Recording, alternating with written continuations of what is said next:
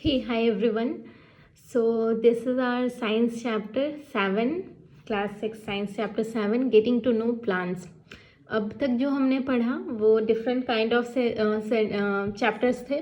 अब हमारा बायोलॉजी वाला चैप्टर स्टार्ट हो रहा है. ठीक है, most interesting for me. So getting to know plants. हम लोग अब प्लांट्स की बातें करेंगे. ठीक है, हमारे आसपास जो भी पेड़ पौधे हैं they come under plants category. तो plants are living organisms found everywhere. हमारे आसपास हर जगह एक ऐसी ऑर्गेनिज्म है, ये लिविंग ऑर्गेनिज्म मतलब जीते जागते सांस लेने वाले ऑर्गेनिजम्स, जो कि मतलब जिनके अंदर लाइफ पॉसिबल है, वो प्लांट्स हैं. They differ in shape, size, colour and structure. तरह तरह के प्लांट्स होते हैं, अलग अलग शेप के होते हैं, अलग अलग कलर, अलग अलग स्ट्रक्चर, जो कि अभी हम लोग पढ़ते जाएंगे. कुछ छोटे कुछ बड़े. Some plants are very small like grass while some are tall like banyan and coconut trees. तो कुछ प्लांट्स होते हैं जो बहुत छोटे छोटे होते हैं, जैसे घासों की जगह, जैसे ग्रासेस की तरह. और कुछ जो बड़े बड़े पेड़ होते हैं, मैंगो, बनियान एंड कोकोनट, लंबी लंबी ऊंची ऊंची पेड़ें होती हैं ना. Plants provide us food, oxygen, medicines, would, fibre and shelter. Plants क्या होते हैं? प्रोड्यूसर्स कैटेगरी में आते हैं, मतलब वो हमारा खाना बना रहे होते हैं. तो वो हमें खाना देते हैं, हमें ऑक्सीजन देते हैं, हमें मेडिसिन्स देते हैं. मतलब बहुत सारे हर्ब्स से हम कुछ मेडिसिनल प्रॉपर्टीज़ मिलती हैं, जैसे आयुर्वेदिक आपने देखा होगा, अश्वगंधा से कुछ बीमारियों का इलाज होता है. फिर लकड़ियाँ मिलती हैं, फाइबर्स और शेल्टर, मतलब रहने को छत भी देते हैं. बहुत सारे पेड़ पौधे छांव भी लेते हैं, शेल्टर. साथ साथ बहुत सारे बर्ड्स, बहुत सारे इंसेक्ट्स वहाँ रहते हैं. ठीक है. दे help in maintaining balance in nature. Plants का ये काम होता है कि वो हमारे नेचर में बैलेंस मेंटेन करते हैं. मतलब हम ह्यूमन बींग्स ज़्यादा हो रहे हैं तो कार्बन डाइऑक्साइड ज़्यादा रिलीज़ हो रही है, तो फिर उसको बैलेंस कौन कर रहा है? ऑक्सीजन की नीड को फोटोसिंथेसिस करके प्लांट्स कर रहे हैं. आपने बचपन में मतलब अभी से ही पढ़ना शुरू करोगे आप, बेसिकली अभी 6th क्लास यानी बचपन ही है हमारा. तो फोटोसिंथेसिस एक ऐसा प्रोसेस है जिसमें प्लांट्स सारे रॉ मटेरियल्स लेता है, सनलाइट लेता है, वाटर लेता है, मिनरल्स लेता है, कार्बन डाइऑक्साइड लेता है जो हम रिलीज़ करते हैं, और रिटर्न में हमें फूड देता है और ऑक्सीजन रिलीज़ करता है. यानी हमारे इन्वायरमेंट में ऑक्सीजन का बैलेंस मेंटेन करता है. उसके साथ साथ 1 minute. Yes. So they help in maintaining balance in nature. एक तो हमने ऑक्सीजन बैलेंस मेंटेन करते देखा, प्लस हमारे आसपास बहुत सारी चीज़ें हैं, जैसे हीट को बैलेंस करता है प्लांट.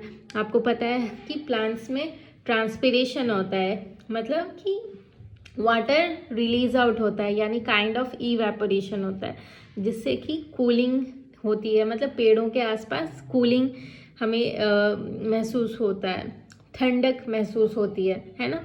तो ये एक बैलेंस इस काइंड का भी हो गया. प्लस प्लांट्स हमें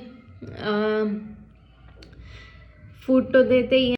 या so they help in balancing nature. हमारे नेचर में बहुत तरह की हीट बैलेंस हो गया, वाटर बैलेंस हो गया, ऑक्सीजन बैलेंस हो गया, पोल्यूशन का इंडिकेशन हो गया. बहुत सारे बैलेंस में हमें मतलब वो हेल्पफुल होता है. सो हमारे लिए ये बहुत इम्पॉर्टेंट है कि हम इस चैप्टर को थॉरोली अच्छे से पढ़ें, क्योंकि ये बेसिक यहाँ से बायोलॉजी शुरू होती है, प्लांट बायोलॉजी, जिसको हम बॉटनी आगे जाके बोलते हैं.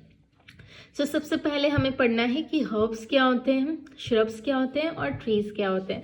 तो प्लांट्स बेसिकली 3 कैटेगरीज में डिवाइडेड हैं. एक हर्ब्स, जो बिल्कुल छोटे छोटे प्लांट्स होते हैं, छोटे छोटे सॉफ्ट ग्रीन उनकी स्टेम्स होते हैं, बिल्कुल पतले पतले और नाजुक से वीक स्टेम्स होते हैं, जैसे वीट का हो गया, गेहूँ, राइस, ग्रास, मिंट, फोटो में देख पा रहे होगे आप.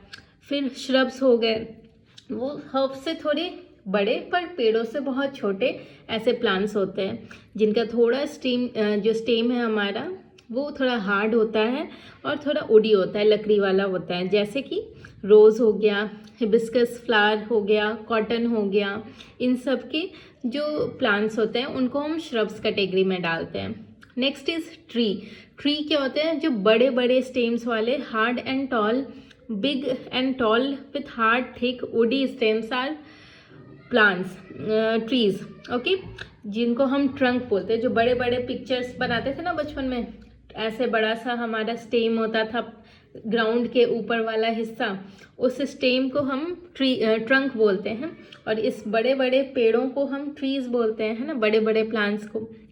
जैसे मैंगो ट्री हो गया, नीम ट्री हो गया, बनियान ट्री हो गया।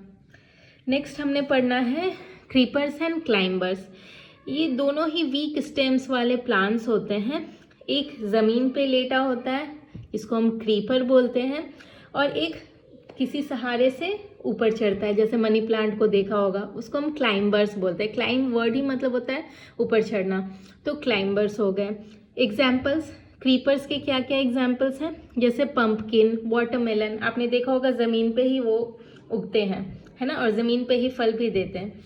और क्लाइंबर्स जैसे मनी प्लांट अभी बताया, फिर ग्रेप वाइन, पी प्लांट, मटर का प्लांट जो भी होता है। नेक्स्ट हमने पढ़ना है पार्ट्स ऑफ प्लांट्स। ये बहुत इंपॉर्टेंट है क्योंकि यहाँ से शुरू हो रही है ना बिल्कुल प्लांट्स को जानना। सो प्लांट के अंदर दो मेन पार्ट्स हमें पढ़ने हैं, दो सिस्टम मेनली। एक हो गया हमारा शूट सिस्टम, यानी जो ज़मीन के ऊपर वाला हिस्सा है, और एक रूट सिस्टम जो ज़मीन के अंदर वाला हिस्सा है। तो रूट सिस्टम सबसे पहले अगर हम पढ़ें तो roots grow below the ground. जो जड़ें होती हैं, रूट्स, वो ज़मीन के अंदर ग्रो करती हैं। They absorb water and minerals from the soil. Roots का क्या काम होता है? वो मिट्टी में से, ऑब्वियसली प्लांट जो होता है वो मिट्टी में ग्रो करता है। तो मिट्टी में क्यों ग्रो करता है? क्योंकि मिट्टी से उसे मिनरल्स और वाटर की ज़रूरत पूरी होती है। तो रूट्स जो होते हैं बेसिकली वो ऐसे प्लांट के पार्ट हैं जो कि मिनरल्स एंड वाटर का जो हमारा ज़रूरत है, नेसेसिटी है, उसको फुलफिल करते हैं। They absorb water and minerals from the soil and fix the plant firmly and in some plants store food also. और दूसरा क्या मैंने बोला ना कि पेड़ों को मजबूती कौन देता है? उनका जड़। उनको फिक्स कौन करता है ज़मीन पे? बोलते हैं ना, जड़ काटोगे तब जाके पेड़ कटेंगे, वरना वो वहीं रहता है, क्योंकि जड़ उसको सपोर्ट देता है, अंदर से स्ट्रेंथ देता है खड़े रहने की। ठीक है। और कुछ प्लांट्स में रूट में खाना भी स्टोर होता है, जैसे कैरेट, रेडिश, ये ऐसे प्लांट हैं, ऐसे फूड हैं जो कि एक्चुअली हम रूट खा रहे होते हैं, रूट पार्ट है। कैरेट क्या है? रूट है, वो ज़मीन के अंदर उग रहा होता है कैरेट प्लांट में। नेक्स्ट कि रूट सिस्टम कितने तरह का होता है? तो दो तरह के। एक हो गया टैप रूट सिस्टम, एक हो गया फाइब्रस रूट सिस्टम। दोनों में क्या डिफरेंस है? टैप रूट सिस्टम में one single root will be there, एक सिंगल रूट होगा और बहुत मजबूत रूट होगा। ठीक है। और उसके आसपास साइड रूट्स छोटे छोटे हो सकते हैं जड़ें, पर एक मेन रूट होता है हमारा, जैसे मस्टर्ड, ग्राम और पी प्लांट में होता है। और एक है फाइब्रस, इनमें क्या होंगे ना कि एक सिंगल रूट ना होके बहुत सारे छोटे छोटे रूट्स होंगे, many thin roots of similar size, एक जैसे, है ना, छोटे छोटे जड़ें बहुत सारी होंगी, फाइबर्स जैसा दिखेगा, इसलिए ये फाइब्रस रूट सिस्टम कहलाता है। तो एग्जाम्पल क्या है? जैसे वीट, राइस और ग्रास, छोटे छोटे प्लांट्स हैं, वीट, राइस, ग्रास, इनकी जड़ें जो हैं वो फाइब्रस होती हैं, ज़मीन के अंदर फैली हुई होती हैं। Next is stem. अब स्टेम वो हिस्सा है जो कि ग्राउंड के ऊपर ग्रो हो रहा होता है। Stem grows above the ground and support the plants. वो ग्राउंड के ऊपर ग्रो करता है और साथ साथ प्लांट को सपोर्ट देता है खड़े रहने में। सो इसके अलावा इसके क्या क्या काम है? तो it transports water, minerals and food to all parts of the plants. Stem क्या होता है? अब स्टेम के ऊपर ही तो हमारे सारे लीव्स होते हैं, फ्लावर्स होते हैं, फ्रूट्स होते हैं, जो भी वेजिटेबल्स आ रहे हैं, सब कुछ ऊपरी हिस्सा है। तो हर एक जगह पे खाना पहुंचना है, वाटर, मिनरल्स जो रूट एब्जॉर्व करके ला रहा है वो पहुंचना है। तो वो पहुंचाना किसका काम है? वो स्टेम्स का काम है। स्टेम ही है जो कि ग्राउंड से सारी चीज़ों को रिसीव करके हर एक पोजीशन पे पहुंचा देता है। ठीक है। एग्जाम्पल हमारा जनरल केस में ये काम करता है। और इसके साथ साथ और क्या इसका यूज़ है? अब other than providing water minerals and transporting everything. इसके अलावा भी प्लांट में स्टेम फूड स्टोर करने का भी काम करते हैं। जैसे मैंने बताया कैरेट और रेडिश रूट हैं जो हम खा रहे होते हैं, वैसे ही आलू पोटैटो एक स्टेम है जिसको हम खा रहे होते हैं। यानी पोटैटो प्लांट में जो स्टेम है वही आलू है। पोटैटो हो गया या शुगर केन हो गया, जो गन्ना बड़ा बड़ा आप खेतों में देखते होंगे, वो एक्चुअली ज़मीन के ऊपर स्टेम है और उसी स्टेम को हम तोड़ के खा रहे होते हैं। तो एक सपोर्ट करना काम हो गया, एक ट्रांसपोर्टेशन फंक्शन हो गया और एक फूड स्टोरेज भी यहाँ पे फंक्शन हो गया स्टेम का। I hope it is clear. Next is leaf. अब लीफ क्या है? Most important part of our plant. क्यों? क्योंकि लीफी वो स्ट्रक्चर है, ग्रीन फ्लैट स्ट्रक्चर, जिनमें क्लोरोफिल पाया जाता है जो कि सनलाइट एब्जॉर्व करता है और फोटोसिंथेसिस करता है, जो हम आगे पढ़ेंगे। और फोटोसिंथेसिस से ही हमें फूड मिलता है जो कि हम खा पाते हैं। जो फल, वेजिटेबल्स, जो भी क्रॉप्स मिलते हैं वो फोटोसिंथेसिस के वजह से ही मिलते हैं, है ना, जो हमें इंसानों को या जानवरों को मिलते हैं खाने को। तो लीफ एट दी एंड बहुत इंपॉर्टेंट हो गया। लीफ क्या होता है? Leaf are flat green structures, they contain chlorophyll and prepare food for our plant, है ना। प्लांट के लिए फूड प्रिपेयर करने का काम, यानी कि फूड फैक्ट्री कौन सा हो गया? किचन ऑफ द प्लांट क्या हो गया? लीफ हो गया, है ना। अब लीफ के क्या क्या पार्ट्स होते हैं? लैमिना, फोटो में देख सकते हो, लैमिना हो गया, मिडरीब हो गई, बीच से एक जो लीफ में दिखता है ना, देख रहे होंगे, मिडरीब, बीच से लाइन जा रही। फिर वेंस, जो नर्व्स, जैसे हमारे शरीर में नर्व्स होते हैं, अलग अलग जगह पे ट्रांसपोर्टेशन ऑफ ब्लड करते हैं, वैसे ही वो नर्व्स जो लीफ के नज़र आ रहे हैं वो हो गया वेंस। और पेटियोल, जो किनारा नज़र आ रहा, वो पेटियोल हो गया। लैमिना क्या है? फ्लैट सरफेस लैमिना है। Next is venation. अब किस तरह से वेन्स हमारे लीफ में अरेंज्ड हैं, मतलब कि जो हमारा लीफ है उसके अंदर जो नर्व्स लाइक स्ट्रक्चर है वेन्स, वो किस पैटर्न को फॉलो कर रहे हैं, किस तरह का स्ट्रक्चर बना रहे हैं, उसको हम कहते हैं venation. Pattern of veins is known as venation in a leaf. तो वो बेसिकली दो तरह के होते हैं। एक हो गया रेटिकुलेट वेनेशन, जिसमें कि बहुत सारे एक दूसरे से निकल रहे होंगे, बहुत सारे कनेक्ट हो रहे हैं, दिख रहा होगा फोटो में आपको, नेटवर्क लाइक स्ट्रक्चर। तो ये हो गया रेटिकुलेट, जो कि मैंगो और पीपल के प्लांट में पाया जाता है। ये आपको याद करना पड़ेगा कि reticulate venation is found in which kind of plants. तो mango, peepal are example. Next parallel venation. अब इसमें क्या हो गया? वेन्स जो है पैरेलली अरेंज्ड है ना। तो ये पैरेलल वेनेशन हो गया, जैसे कि grass, wheat and maize. Function of leaf, अभी मैंने बताया the most important function of leaf is to do photosynthesis. जो फोटोसिंथेसिस हमारा फूड बनाने की प्रक्रिया हो रही है वो लीफ के थ्रू हो रहा है। So this is the most important function of leaf. इसके अलावा transpiration and respiration.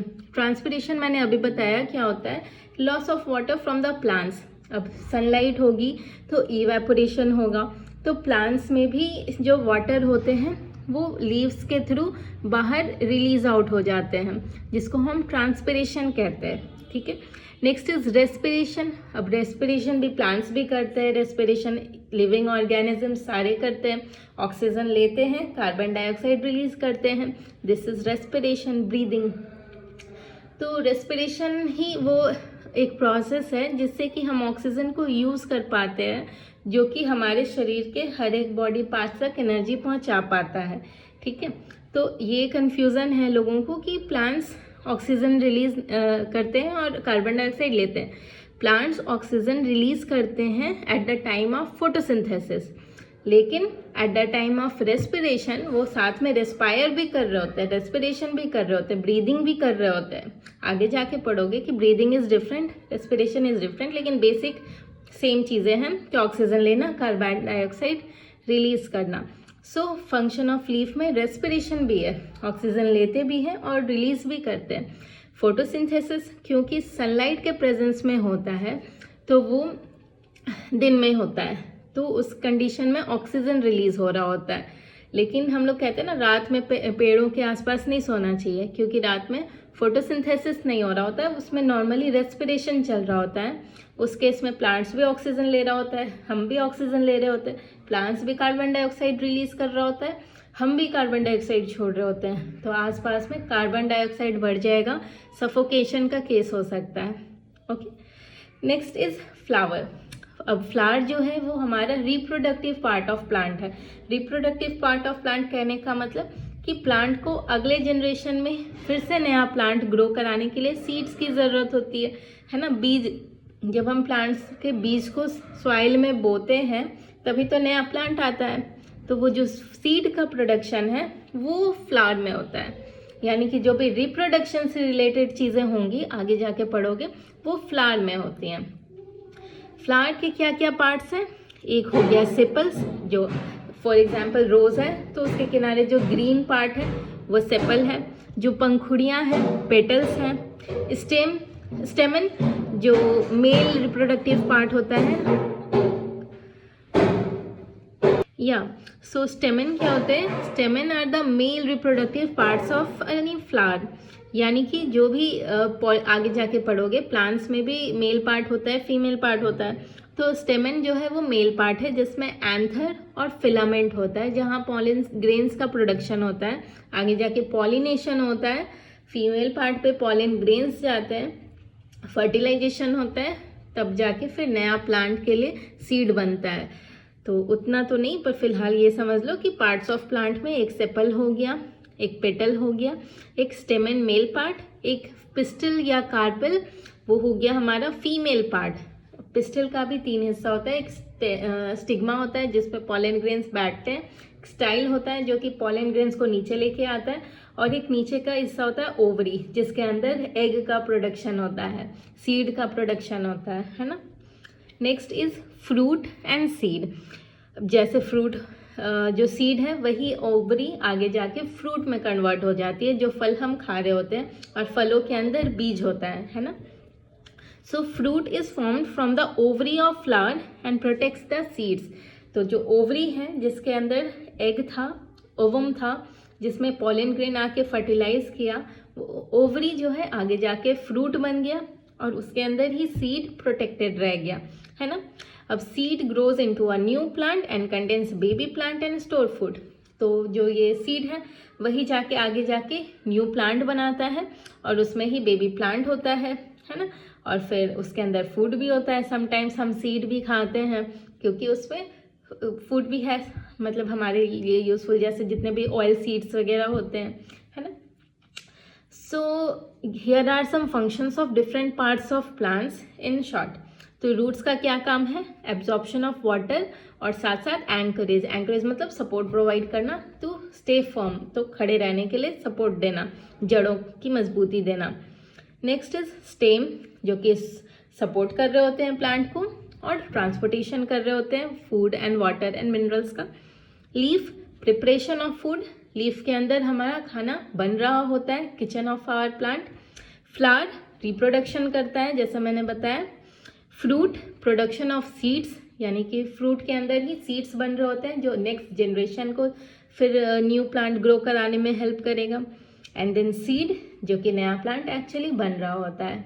I hope you understood everything about this chapter, और इसको अच्छे से समझना और 2-3 बार बुक से रीड करना, क्योंकि ये बहुत इंपॉर्टेंट बेसिस फंडामेंटल चैप्टर है हमारे साइंस का।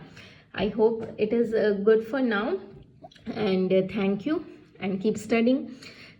See you, bye.